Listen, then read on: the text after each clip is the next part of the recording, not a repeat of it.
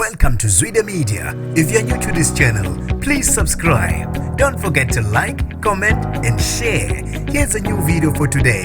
Enjoy.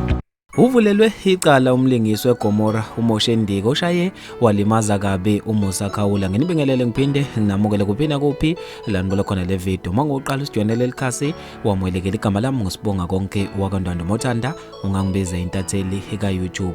Uvulelwe Icala lokushaya esentini umlingisi weGomora uMoshaye Oshaye Walimaza Kabi uMusa Khawula oyiblogger laba ababesematheni ezinkundleni zokuxhumana ngomsombuluko emva kokuvela kwezindaba zengxabano yabo lapho kuthiwa khona uMoshaye Oshaye uMusa Khawula kubuye ukuthi ingxabano yabo iqale ezinkundleni ezokuxhumana lapha ekhasini la Twitter. Bikwa ukuthi laba ingxabano yabo iqale enkundleni yokuxhumana lapha ekhasini la Twitter emva kokuphoselana ngeinkulumo ezinkundleni zokuxhumana. Kubikwa ukuthi ubesesuka uMoshaye waqonda lapho obokunoMusa Khawula kuthiwa umuntu le endaweni yokubumnandi eSanihili wabe esemthela induku. Esiphendulela uMusa Khawula ekhuluma nelinye lamaphephandaba eDaily uthe ngicabanga ukuthi uMoshaye utshelwe ngabangani bakhe ukuthi ngikuphi njengoba ungifice ngingeke emva kwemizuzu e15 ubesefika ungificeke ngisiphuzela okuthile wabe esengithela induku impela ngishayiwe ngalinyazwa kabi ngibese ngiyake esibhedlela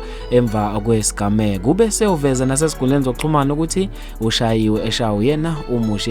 Abantu bathe nje amehlo kuyona le ndaba ebathinte kakhulu ethentwa uMoshaye iphephandaba iDaily uthe angeke khona ukukhuluma nabo njengoba usase matasa kuze kwaba izikhathi eziningi bezama ukumshayela kodwa bengamthuli. Okhulumela amaphoyisa uColonel Demarcato sel uqinisekisile ukuthi kuvulwe icala lokushaya eSentini Police Station okwamanje amaphoyisa asaphenya akekho osaboshiwe. Bafethu ngizofisa mina ukuze ukuphawula kwenu ngayo le ndaba khona lapha kwi-comment section ukuthi ngabe kuhle okwenziwe uMoshaye noma uthi nje cha bekungafanele benze lokho abakwenzile.